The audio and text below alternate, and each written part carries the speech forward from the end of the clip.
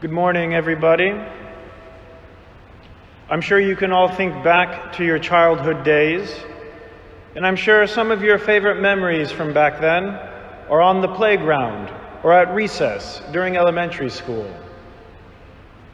Of course, while we mostly played on the monkey bars or swung on the swings at recess, every once in a while, a certain topic would come up amongst us kids, and there would always be an argument about it. I remember vividly in third grade, the topic of God came up on the playground. One of the girls in my class found out that my dad was a priest and that I went to church, so she came up to me and my friends with her friends. She comes up and says, "Hey, Christo, God's not real." And what does third grade Christo do? He argues back, of course. "Yes, he is," I shout back at her. She goes, "Oh yeah? Yeah," I say. "Well, let's see if he's real," she says. So she looks up to the sky, reaches her arms up and says, "God, if you're up there, strike me with lightning right now." All of us kind of take a step back. And she says it again. "Go ahead, God, if you're real, strike me with lightning." And I have to admit, in my little third grade mind, I was thinking, "Come on, lightning." But what happened? Nothing, of course. No lightning. No crazy sign from God. No nothing.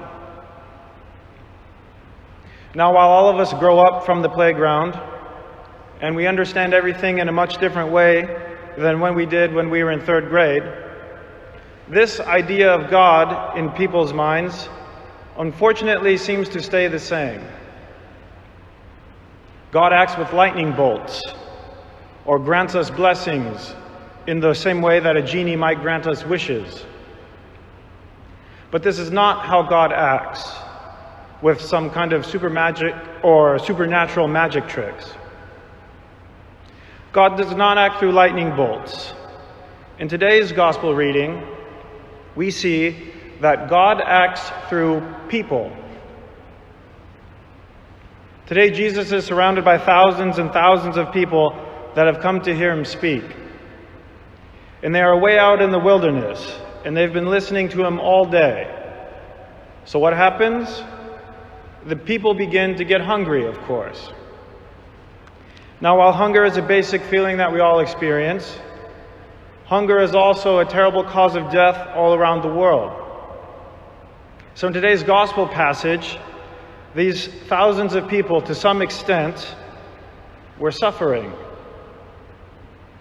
God is there with them in the form of Jesus, yet the people all around him are still suffering, albeit mildly. The disciples see this, and they tell Jesus that the people are getting hungry, and they suggest that he dismiss them so they can go home and get something to eat. Now, what does Jesus do? There are hungry people all around him. Does he send them away? No. Does he snap his fingers and take their hunger and suffering away? No. Does he snap his fingers and whip up spanakopita, tirobita, kalamaria, paidaikia, or whatever the equivalent in that day and area would have been, and create a lavish feast for all of the hungry people? Of course not.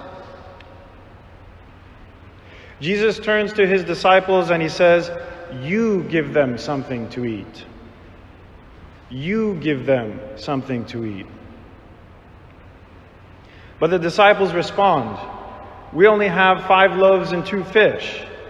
In other words, they are saying, "There is no way we can help these people. We don't have enough." And Jesus tells them, "Bring them here to me." And it says, then he ordered the crowds to sit on the grass, and taking the 5 loaves and the 2 fish, he looked up to heaven and blessed and broke and gave the loaves to the crowds, and they all ate and were satisfied. Today, Christ works through his disciples. He works through people to satisfy the hunger of other people. But it took the willingness of the disciples to offer their own food and to distribute it themselves to the people. Now, what does this look like in our world today? People will always point to terrible events as some kind of proof that God cannot exist. They'll say things like, well, if God is real, where was he on September 11th? Now, I was only 10 or 11 years old on September 11th, but I remember it. The sadness still looms over us to this day. However, I remember an interview with one of the September 11th survivors, an employee who fled one of the World Trade Centers that day. And this survivor said that he couldn't believe that as he was running down the endless staircases to get out of the building, firefighters and policemen were running up the staircase past him.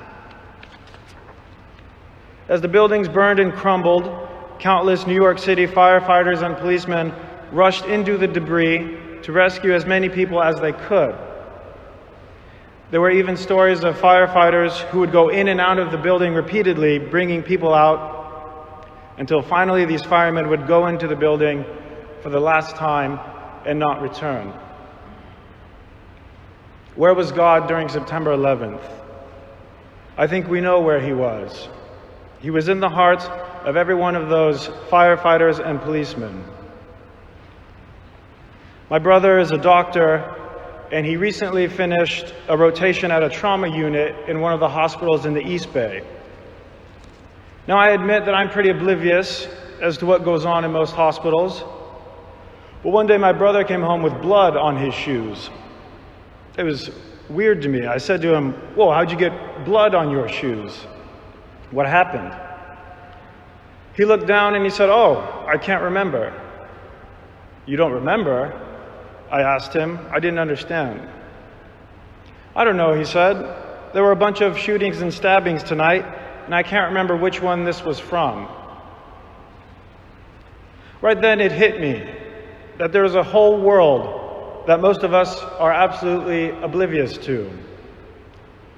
A world where shootings and stabbings are a nightly occurrence. Nights pass, and a person's life is changed forever or even ended. This is a world of suffering that most of us never have to deal with. But in this world, there are thousands of medical workers, doctors, nurses, PAs, working nonstop to save people from this suffering. I think we can see that in some capacity, God is working through these people. And now today, of course, there is a state of suffering pressing upon us during the pandemic. However, on the front lines, working amongst those infected with the virus themselves, are several of our very own parishioners. Surely we would say that God is working through them during these difficult times. God works through many different people in many different ways, each person according to their own natural loaves and fish. Kyrios Haralambopoulos is blessed with the voice and the meraiki of a chanter, and he uses these abilities of his to serve so many by chanting the hymns of the church. Father Stephen is blessed with the heart and soul of a priest and has been serving each member of this community for more than 30 years. 30 plus years of baptizing your children. 30 plus years of marrying so many of you. 30 plus years of praying for your loved ones who may have passed away. Each one of us has our own loaves and fish to offer in the service to others. And we see that when we utilize these natural talents we all have for the glory of God and with His blessing, just as He blesses the loaves and fish today, there is no limit to how much good we can do. Today, after Christ blessed the disciples' loaves and fish, not only were there thousands and thousands of people satisfied, but there were 12 baskets of leftovers. It's easy to slip into the mindset of, but I'm just one person, or, but I only have so much to offer. And in turn, we get discouraged. But today we see that simply with what we already have and with Christ, we are more than enough to spread His love and healing in the world. Amen.